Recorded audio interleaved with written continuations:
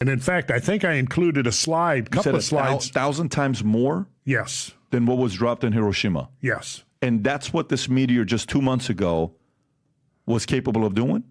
No, much bigger than that. I said that, okay, good. That's in my slideshow right there. Okay, so, look at the bottom, 15 kilotons. That's Hiroshima. Okay. 15,000 kilotons, that's 15 million megatons of TNT.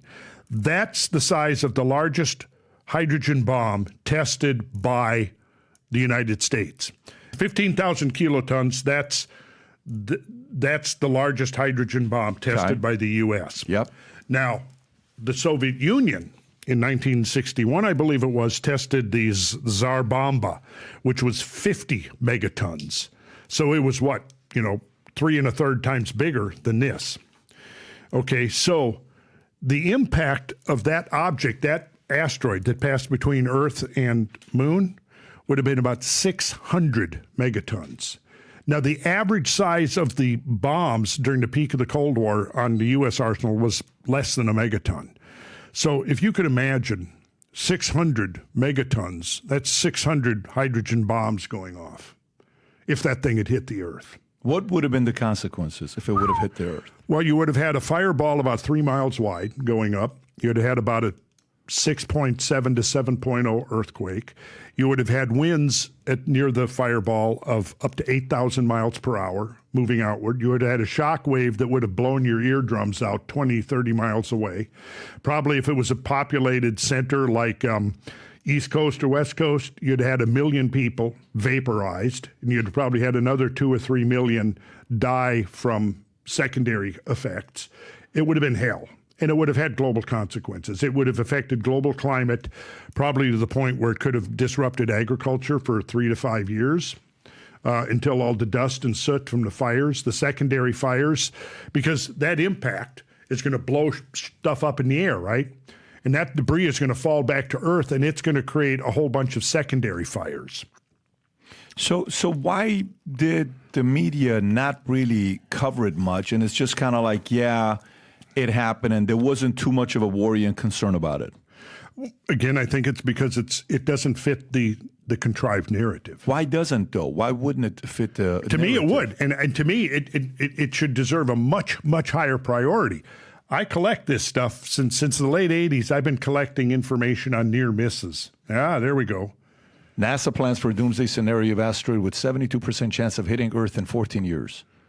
And by the way, that's 4 days before the asteroid, right? June 29th is when they, if I'm not mistaken, Rob, June 29, 2024, they discovered it 13 days before, not sooner. They only discovered it 13 days before. Yes. Named 2024 MK, passed within 180,000 miles of Earth's surface, 75% the distance between Earth and the Moon, size of Eiffel Tower, came between Earth and the Moon. So 180,000 miles, just for context.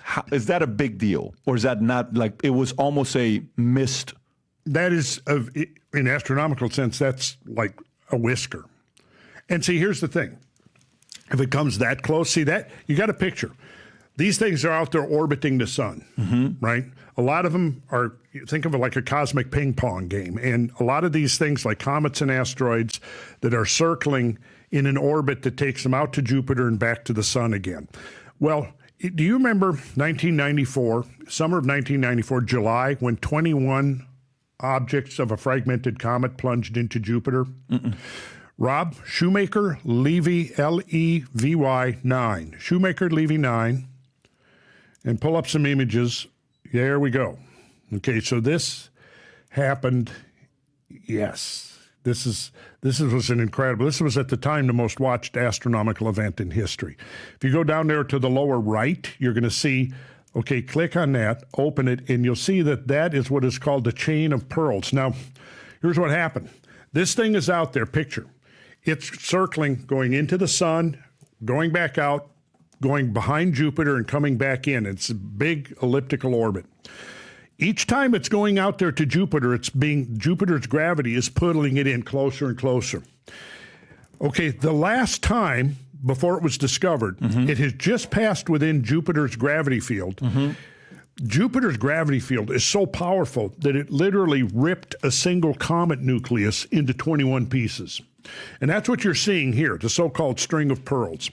Now, astronomers can predict orbits if they know what are called the orbital elements.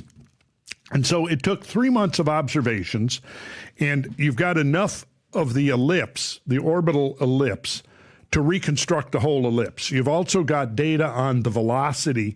So when you put that together into your models with the other orbital elements, you can now make predictions. And so after they discovered this thing just after it's coming around behind Jupiter and in the early stages of breaking apart.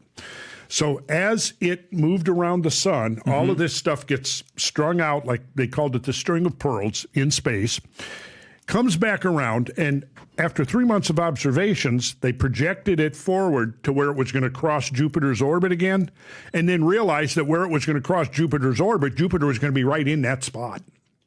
And so they were able to predict that in the second week of July, 1994, these 21 pieces were going to fall into Jupiter.